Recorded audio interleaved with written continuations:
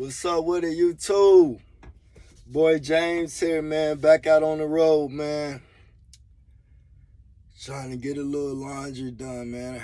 I've been slacking on it the past few days. I had opportunities and I just didn't do it, man. Man, out here, boy, trying to get back in this groove of things, man. Get back in this grind of things, man. This fuel going back up. I'm out here in Arizona. This fuel going back up. Boy, I tell you what, if that fuel could stay down, man, boy, things would be nice out here in the trucking industry. But it seems like that shit been getting worse and worse and worse, man. So if you out here still pulling out 2,000 a week, man, you doing very well, man. And I'm actually one of the lucky ones, man, pulling in about 2,000 a week, 2,000 plus a week, actually. But you know what I mean? Definitely plan on staying out here on the road for a few months. Man, and one thing I love about my new company is that we can run off of recaps. Like, you know what I mean? We really expect 3 loads a week, but you know what I mean? Take home about 6,000 a week revenue. Still, man, I'm still really enjoying everything with the new company, man. Things have been great, man. It's I feel a lot of familiar and a lot of new freedoms. You know what I mean?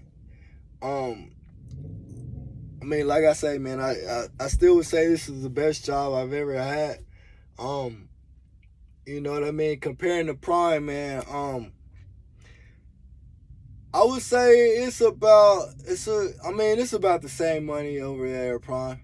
Maybe a little bit better. A little bit, it balances out, I'm sure, but like I don't hear from anybody with the company, bro. Like I don't hear anything from them. But then again, they got a camera on the front of this truck, so they see everything anytime, any day. You know what I mean? We do got cameras on the front of our truck, so they're definitely watching for sure.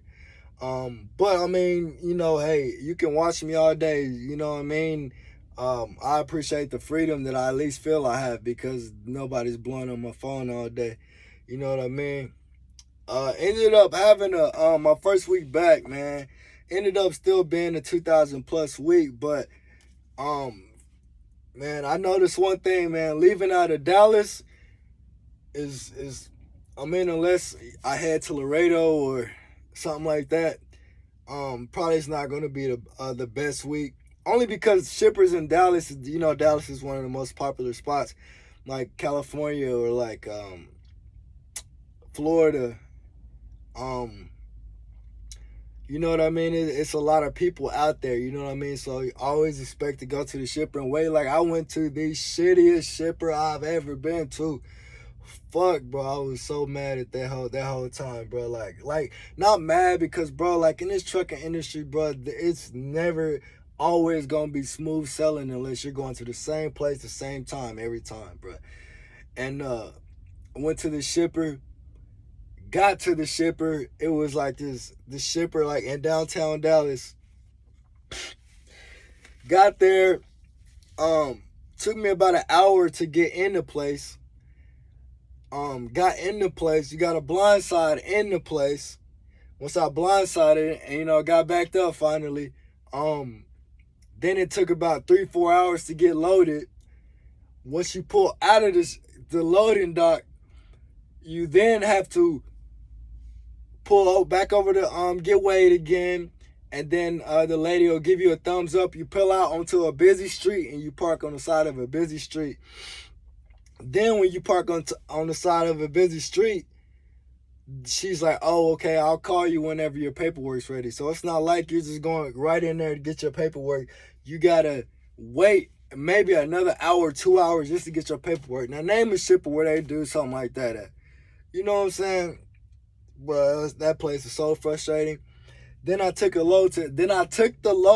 Not only did that happen, but I mean, it's just trucking, bro. It's just how it is, man. We know that's how it is. We understand.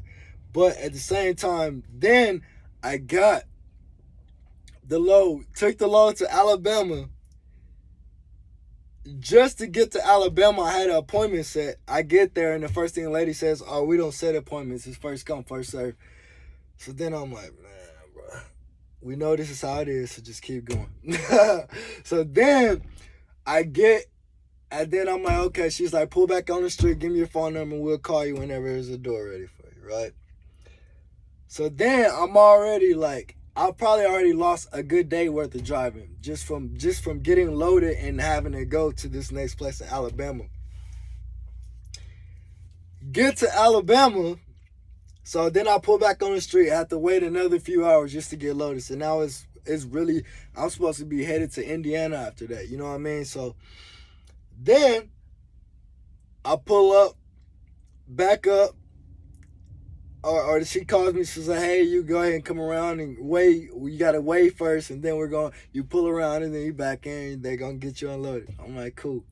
So then I way up, go around, back up. Then it's a dude unloading me, and he got right to it. I'm like, man, awesome. Okay, so I'm gonna go ahead and get right back out here. I'm a few hours behind, but I can make it up. You know what I'm saying? It's nothing. It was like I think it was like a couple 100-mile load, paying like $900 just to get me in a spot to where I could get another good load, right? So I'm like, cool, you know what I'm saying? We're gonna make this a good little $6,000 revenue week. So then he unloads me. I thought he unloaded me. He pulls around to the front, removes the barrier so then I could pull out. I'm thinking, good, he ain't say nothing though. We understand. All right, keep going. I'm telling myself that just so I don't get frustrated, because I just notice how it is when I say we understand. It's like I know y'all understand, because I know I'm not the only person that goes through bullshit like this, right? It's just how it is, bro. You want to get this money, there are certain things you're gonna have to deal with. So anyway, so I pull out, and then I have to. It's a very small facility, just like the place in Dallas. I wanted to call it a piece of shit because I feel like that's exactly what it was. So poorly ran. And then so then I pull out onto the street so that I can close my trailer doors. Then I gotta walk back like half a mile just to get my paperwork. So I get around to the back of the trailer, and I look, and I'm fully freaking loaded. I said, what the fuck? I said, I'm fully loaded. Why am I still fully loaded? I didn't request another load from here. I told my guy, I said, please don't send me back to this place. I don't want to get. Now, the great thing about this company, though, a quick story. They send you 3 to 4 loads. Like, hey, do you want this load, this load, this load? Do you have these options? Okay, cool, man, great. But anyway, so now, mind you, I'm still supposed to be headed to Indiana right after this. I already got an appointment set up right down the street. I gotta go pick it up, head to Indiana, boom, boom, bam. We gonna keep running, right? So then I'm like, damn, he didn't even say nothing. Okay, so like, why would you not say nothing? Like, come on, brother, man. So then I'm like, okay, man, cool. So then I back in there real quick, and I'm like, man, back in there for somebody to get my spot. I gotta back like crazy back, and then folks looking at me crazy. I'm like, bro, I gotta back up. He ain't unload me. Y'all don't know this, but this is what I'm saying to myself. So then I back up, hop out the truck, and I was looking for him, but I ended up running into another gentleman, and I'm like, bro, like, what's it? I'm like, he's like, they denied the load. I'm like, well, why didn't he tell me they denied the load? He's like, they denied the load. He's like, I'm sorry. He was supposed to tell you, but it's every time I go to Alabama. Remember last time I went to Alabama? They must not like me in the southern or eastern United States, because last time I went, dude started loading my truck with the wrong stuff, and then he just dipped off, didn't say nothing. And then this time, the dude started unloading me, but then they're like, oh, they loaded the wrong stuff in Dallas, so that's why they denied the load. So you got to get with with your dispatch, and y'all got to figure it out. So then I'm like, well, damn. I'm like, he didn't even say nothing. He's like, yeah, he was supposed to say something. Sorry about that, but, y'all get it taken care of. Just make sure they pay. I was like, okay, no problem. So then, I went So I went up, I called my dispatch. He's like, okay, man, let me call him and we'll figure it out. I'm like, all right, cool. So then I go get the paperwork and it's low denied on there. And then he calls me back. He's like, look, man, just go back to Dallas. Take the load back to Dallas. We're going to get you paid and plus a little bit more for taking it back. So you'll get paid what you got to bring it here plus a little bit more. And then from there, we'll get you to San Antonio, Laredo or something like that, and we'll get you back rolling. So I was like, cool. What can we do about it? It's my first time ever having a load denied. So then I took the load back to Dallas, and I got to go back to this POS shipper, right?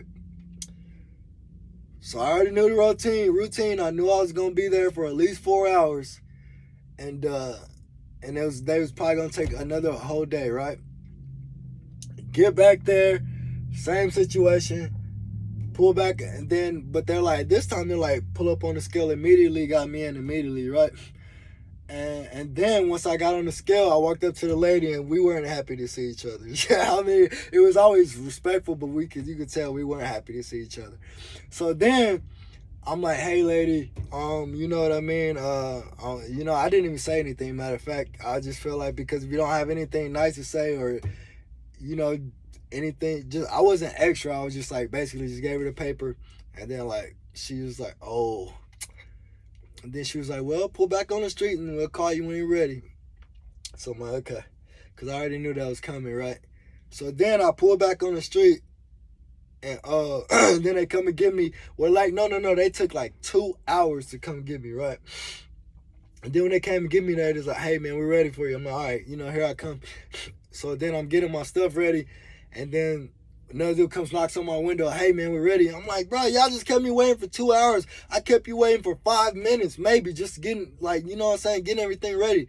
And like, I'm like, all right, man, whatever, bro. Like, let me just get back in there. So then I get back in there, get unloaded. And this is about the time that they were about to close. And so they get me unloaded right away. They got 2 guys unloading the truck, right? So I'm like, cool. You know what I'm saying? So they got down unloading the trucks. Next thing I know, I look in the back of the truck and I don't see nobody. All the doors are pulled down, shut, closed, right? So then I pull back on the way, and then I'm way out because you got to wait when you leave. I knock on the window, nobody's in there. I walk inside, look, and everybody's gone. And this was in 3 minutes. And so then I walk back out to the truck, and the gate's closed to even get in or out of the place. So I'm like, what? So I'm like, okay, so let me pull to the gate. It opens, and then a guy walks out of the security shack. And I'm like, oh, okay, because they never gave me the paperwork so I could get it scanned in and get paid, right? So then, like, he comes out, and I'm like, oh, what's up, bro? Like, I'm like, man, they didn't even give me the paperwork. And he's like, ain't nobody in there? I was like, man, I walked everywhere around the building. Everybody's gone. You know what I mean? And then he was like, oh, man, well, don't worry about it because you don't need the paperwork. I'm like, yeah, I do need the paperwork so I can get paid. and then he's like, oh, man, well, just call them tomorrow. They'll make sure you get taken care of. And I'm like, all right, cool. So then I call my lady that works in the office. She's like, oh, don't worry about it. You know what I mean? So she got me taken care of. So I'm like, all right, cool. Anyway, I'm never going. If I ever see that ship on another load, I will never go back to that piece of shit ever again, bro. Like, I'm not even gonna put the name on there, but y'all are that place is ran like a complete piece of shit. Like, what in the world? How do you still gotta wait 2 hours for your paperwork? And then when I ask you about it, you say, well, they're working on it in there. I don't know. Whenever they call, we'll just have to call you. And then, I mean, you're saying it like it's irritating my soul. Like. But bro, I swear to God. But then anyway, yeah, so that was the worst experience I've had at this company so far, and that had nothing to do with my company, you know what I mean? But anyway, back on the road, still making good money, man. I need to go ahead and get my laundry, and I'm gonna finish up, deliver this load in Phoenix tomorrow, and we starting a whole brand new week. I got recaps coming, man, and we're gonna make the most out of it. I'm grateful for the situation, obviously, and yeah, man, so it's going great. But when this fuel go back down like normal, man, we talking about 3,000-4,000 consistently every single week, man. So that's the only thing we waiting for. We're gonna push through this. I can still $2,000 a week is still great money. You know what I mean? So I know I'm not the only one going through this out there. You know what I mean? So man, y'all just keep y'all's head up, man. And You know, this whole journey we fought through it. You know what I mean? The trucking industry is not for the weak-minded. You got to have a strong mind to work in this industry, and that is no joke. With the traffic you deal with, sometimes it's shippers because they deal with truckers who are pissed off because they ran into bad traffic and they did this, and people are cutting them off constantly. And so this whole, and you got to have a strong mind to work in this industry. It's not as easy as we make it look, but sometimes everything works out. Usually when it works out, it works out at the shipper. Then you go to the truck stop, you get right in and take a shower. They got a clean shower with hot water, with good water pressure, all that, man. But then when it's bad, it's like you run into cold showers. The shipper makes you take too long, and you lost a day or two just from waiting at the shipper. And you know what I mean? And then you get to the truck stop and it's cold showers, it's a long line, it's bad water pressure. You know what I mean? It's like all that stuff. It always, just, from what I notice, it happens all the way together, man. But anyway, yeah, man. So, but it's overall it's good though, man. Overall it's good. So anyway, I know I made this video way longer than I was thinking I was gonna make it, but I'm about to go on here, man. Get my laundry. Finish up I got a big old bowl of chicken right here, a KFC. Mashed potatoes, man. Trying to get some weight on myself, man. Trying to get up some weight on myself, man. But yeah, so y'all take it easy, man. About to get this done, get some good night's sleep, wake up and get back at it again tomorrow, man. All right, y'all take it easy out there, man. Be safe, keep your eyes on the road, and then we gonna get this money, man. All right, y'all take it easy.